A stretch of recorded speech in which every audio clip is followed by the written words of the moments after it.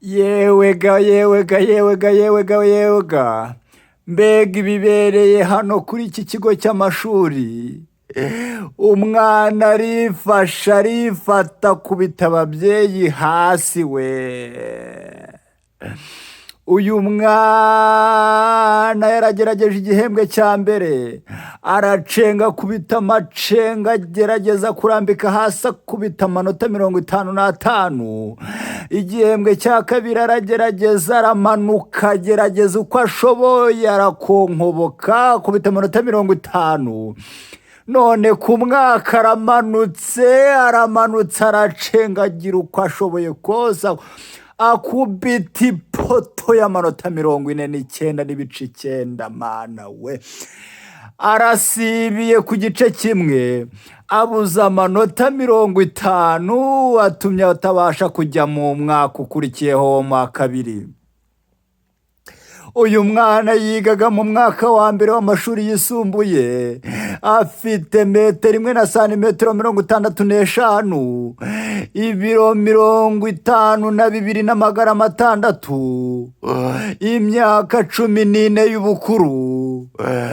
Arifasha kubita ababyeyi hasi, byose arabizambije.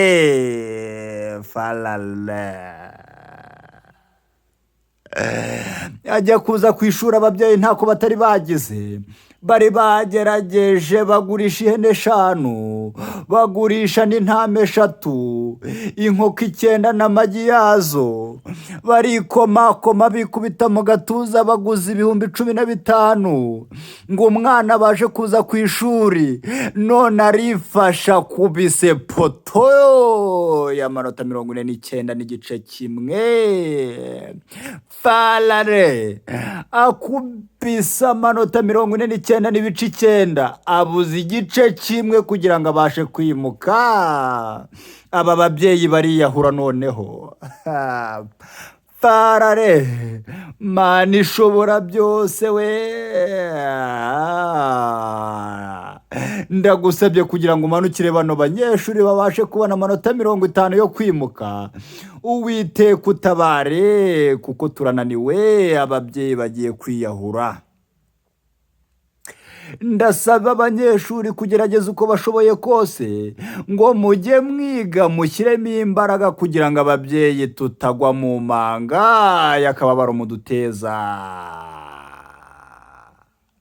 Ngo umunyeshuri asibijwe n'igice kimwe, kandi hari umunsi yigeze gukaruta, yanga kujya mu ishuri, abona 0/5. Mana ishobora byose, uyu munyeshuri noneho arabigenza ate? Arataha cyangwa ntataha? Mana ishobora byose we.